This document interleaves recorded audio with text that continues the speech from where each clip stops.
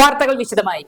പാലക്കാട് ബി.ജെ.പിക്ക് കനത്ത തിരിച്ചടി, യു.ഡി.എഫിന് ഉജ്ജ്വല വിജയം. കേരള നിയമസഭയിൽ അക്കൌണ്ട് തുറക്കാനുള്ള ബി.ജെ.പി മോഹത്തിന് കനത്ത തിരിച്ചടി. രാഷ്ട്രീയ കേരളം ഉറ്റുനോക്കിയ വാശിയേറിയ പോരാട്ടം കണ്ട പാലക്കാട് നിയമസഭാ ഉപതെരഞ്ഞെടുപ്പിൽ യു.ഡി.എഫിന് ഉജ്ജ്വല വിജയം. 18,806 വോട്ടിന്റെ വൻ ഭൂരിപക്ഷത്തിൽ രാഹുൽ മാങ്കൂട്ടത്തിലിന് തിളക്കമാർന്ന വിജയം. 58,052 വോട്ടുകളാണ് രാഹുൽ നേടിയത്. 39,246 വോട്ട് നേടിയ എൻ.ഡി.എ സ്ഥാനാർത്ഥിയും ബി.ജെ.പി സംസ്ഥാന ജനറൽ സെക്രട്ടറിയുമായ സി കൃഷ്ണകുമാറിനെ മലർത്തിയടിച്ചാണ് രാഹുൽ മാങ്കൂട്ടത്തിൽ ആധികാരിക വിജയം നേടിയത്. 37,156 വോട്ട് നേടി മൂന്നാമനായ എൽ.ഡി.എഫ് സ്വതന്ത്രർ ഡോക്ടർ പി സരിൻ മുൻകാലങ്ങളിലെ എൽ.ഡി.എഫ് വോട്ട് നില മെച്ചപ്പെടുത്തി ശ്രദ്ധേയമായ നേട്ടമുണ്ടാക്കി. 2000 ചില്ലുവാനം വോട്ടുകളുടെ വ്യത്യാസം മാത്രമാണ് കൃഷ്ണകുമാറും സരിനും തമ്മിലുള്ള അന്തരം. ബി.ജെ.പിയുടെ ഉരുക്കുകോട്ടയെന്ന് അറിയപ്പെട്ടിരുന്ന പാലക്കാട് നഗരസഭയിലെ മിക്ക ബൂത്തുകളിലടക്കം വലിയ തോതിൽ വോട്ടുകൾ പിടിച്ചെടുത്താണ് രാഹുൽ മാങ്കൂട്ടത്തിൽ വിജയിച്ചത്. വോട്ടെണ്ണലിന്റെ തുടക്കത്തിലെ നാമമാത്ര സമയം ഒഴികെ മറ്റെല്ലാ സമയവും വോട്ടെണ്ണൽ അവസാനിക്കും വരെ വ്യക്തമായ മേധാവിത്വം നിലനിർത്തിയാണ് യു.ഡി.എഫ് പാലക്കാടൻ കോട്ട കാത്തത്. 9 വർഷമായി പാലക്കാട് നഗരസഭാ ഭരണം കൈപ്പിടിയിലുള്ള ബി.ജെ.പിക്കേറ്റ കനത്ത ആഘാതമായി തിരഞ്ഞെടുപ്പ് ഫലം മാറിയെന്ന് പറയാതെ വയ്യ.